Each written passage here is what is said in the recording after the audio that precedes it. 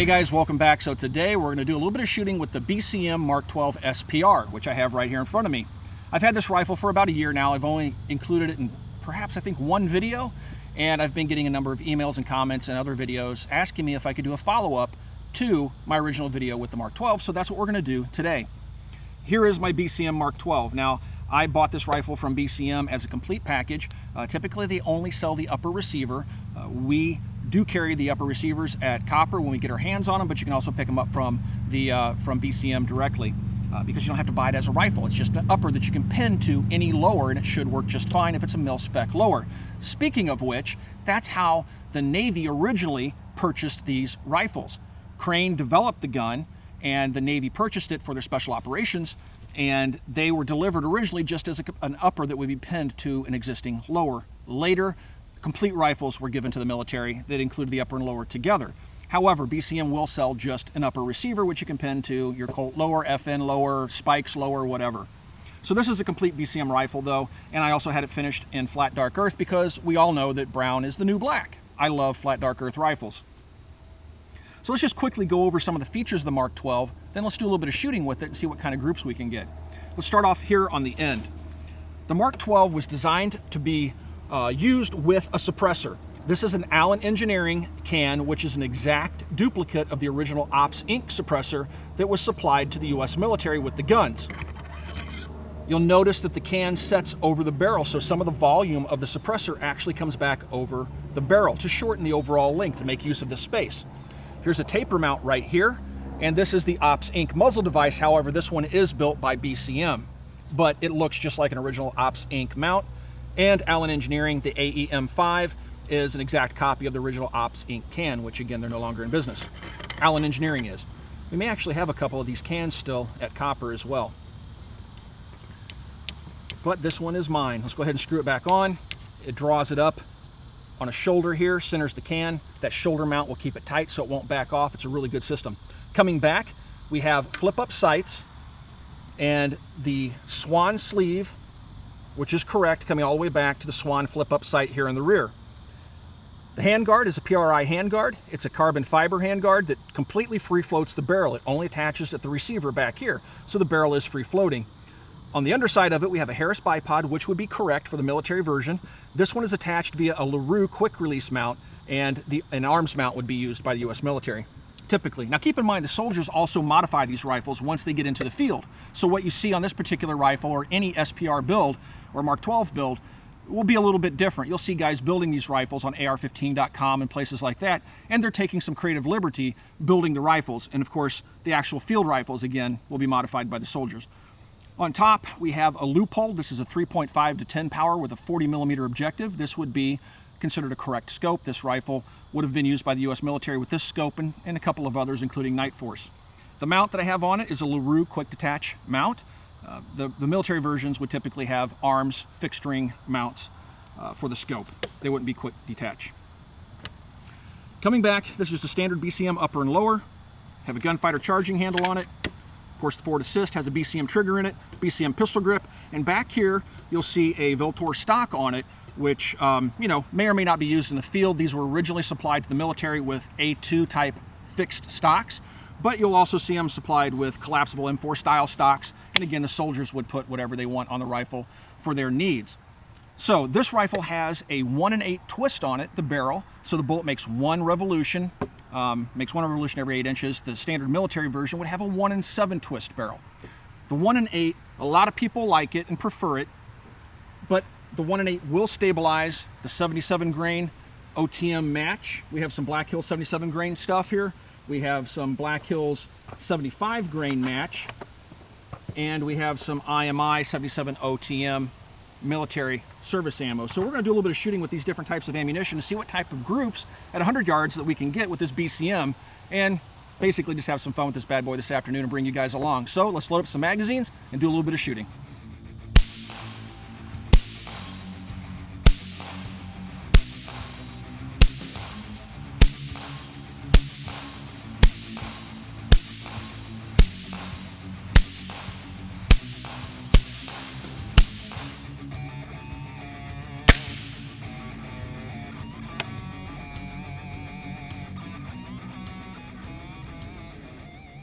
I have some 75 grain match ammunition from Black Hills. It's labeled as 223. We're going to try this stuff first. We have a man-sized target with a bunch of birchwood Casey bright orange targets downrange that we'll be shooting at, and I'll just randomly pick little targets to shoot at. I have pre-zeroed the rifle. I've shot it before, obviously, and we should be pretty much within the confines of those little 2 or 3 inch circles. So let's go ahead and see how the rifle shoots with this 75 grain stuff.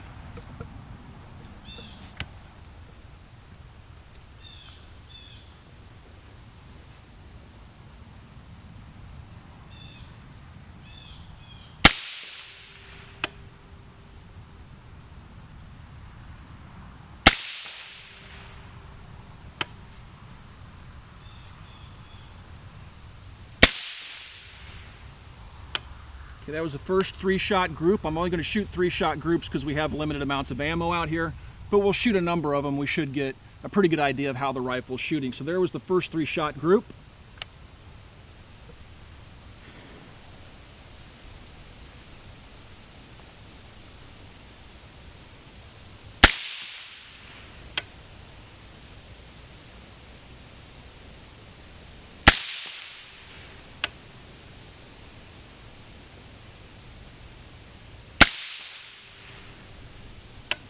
Okay, that was the second group.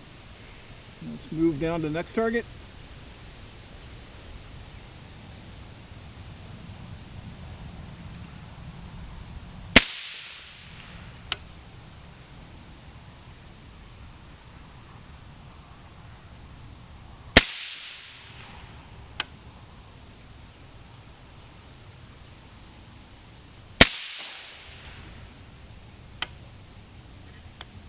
All right, let's run down range and see what we got. All right, guys, so here's the first set of 3-shot groups I fired out of the Mark 12. I started up here and worked my way down. Now, not to make excuses, but my eyes are getting old, guys. Just in the 8 years I've been doing this channel, my eyes have been getting worse. I probably need glasses, but I'm stubborn and I won't wear them. But the first group I shot was well under, center to center, a ½ inch. So there's the first 3 shots. Here's the second group I fired, and center to center, just shy of 1 inch. Let's call it 1 inch, but it's just a little bit under 1 inch there. And this one, I'm going to say this is all the shooter. It's 1½ inches. So start off here, first 3-shot group, nice and tight, well under sub MOA. Right here about an MOA, and here I blew it out my keister. So it seems to like that 75 grain match ammo. We're going to go ahead and paste these back up, shoot them again, and try some different ammunition. Now that's the ammo that I typically have the gun zeroed to. We may see the point of impact shift as I go from different types of ammo to different types of ammo. I may actually leave this one up here. It's a pretty darn nice group. I'll take a ½ inch group anytime I can get one. All right, so let's go back and do a little bit more shooting. I'm sure you guys are wondering how I'm getting the video footage of the targets downrange. I'm doing that with this Leupold 12 to 40 power Mark IV spotting scope. This is from the guys over at Optics Planet. If you want to pick one up, you can find them over there. The camera I'm using right now is my iPhone 6, and I have a JTQ Gear Q-line mount hooked up to this, and that's how I'm recording all that video footage. So if you guys are curious how I'm doing it, that's how I'm doing it, and you can do it yourself if you want to buy some of this gear. The Mark 12 really likes that 75 grain Black Hills stuff. That ½ inch group was pretty darn impressive. Now we're going to try some of the IMI 77 grain OTM.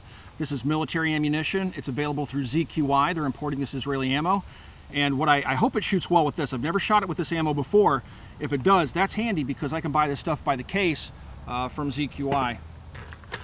All right. Chamber around. We're going to shoot 3-shot groups again. And let's see how she does. Keeping my fingers crossed here.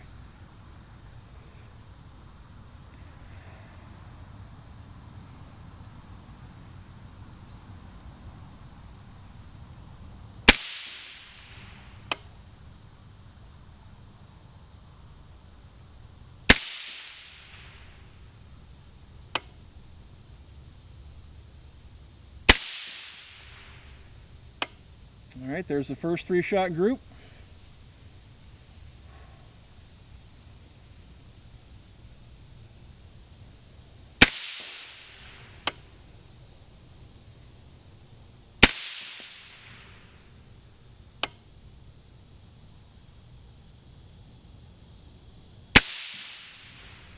Nah.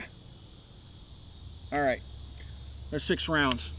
Let's run down range and see how that did. Okay guys, let's take a look at what the 77 grain IMI stuff did, the OTM. This was the first group I fired. This one, center to center, is just over 1.5 inches, between 1.5 and 1 3/4. The next one, center to center, is an inch or just a hair under. So about an MOA out of the 77 grain OTM IMI stuff. Hardly a conclusive test because we're only shooting 2 3-shot groups, but it gives us an idea of what the rifle and the ammunition are capable of. Anytime it shoots an inch or better, I'm really impressed, although here's my 1/2 inch group I won't take down or paste up. I'm still impressed with that. So I don't know that the IMI stuff is going to be the most accurate in that particular rifle. Let's go back to the Black Hills and try some of their 77 grain OTM ammo. Next up is a 77 grain OTM from Black Hills, and this is labeled as 5.56, so it's going to be a little bit hotter than the 75 grain 223 match that we shot the first group with.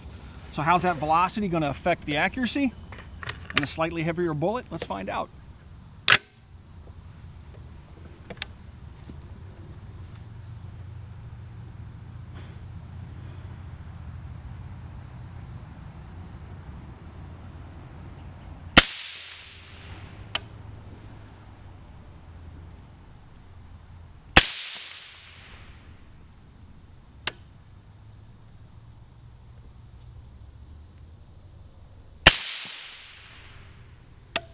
Well, I can see from here that was not impressive in the slightest.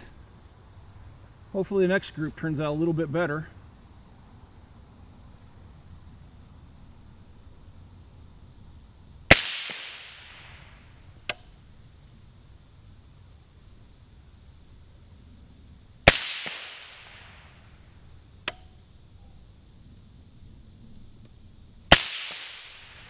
Okay, I think that one turned out a little bit better.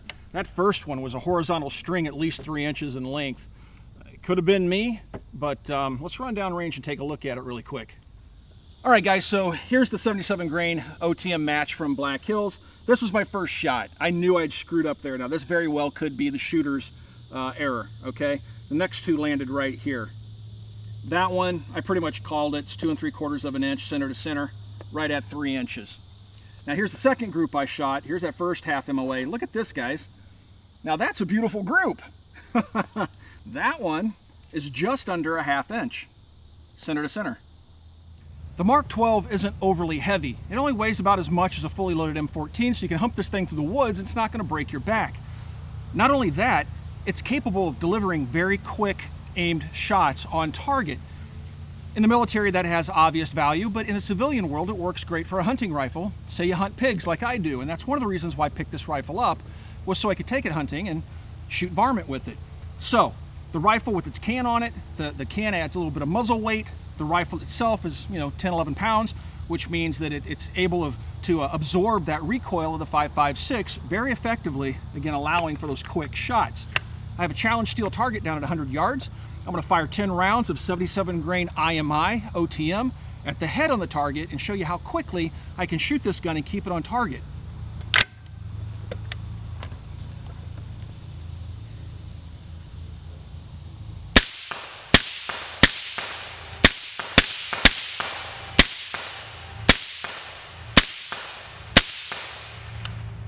All center mass headshots at 100 yards. That's pretty darn effective, and one of the reasons I really love the Mark 12.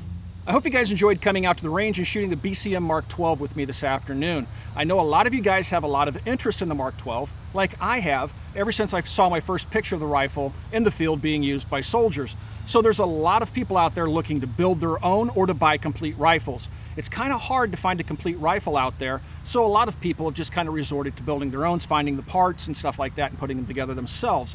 Well, BCM has been selling the complete uppers for a while, but now they're going to start selling the complete rifles in both black and flat dark earth like the one I have here. As a matter of fact, Copper Custom has some of them on order, and they're going to be right around 2,500 bucks. So if you guys have any questions about the Mark 12, you can ask those questions down below. I do try to stick around for the first couple of days after the video goes live to answer the questions you guys may have. Also, please do swing by and check out Copper Custom. If you would like to support the Military Arms channel, it's the best possible way. And of course, check out Full30.com. We've taken all the web's best firearms content creators and brought them under one roof. And again, that is Full30.com. Thanks again for watching, everybody. We'll talk to you guys soon.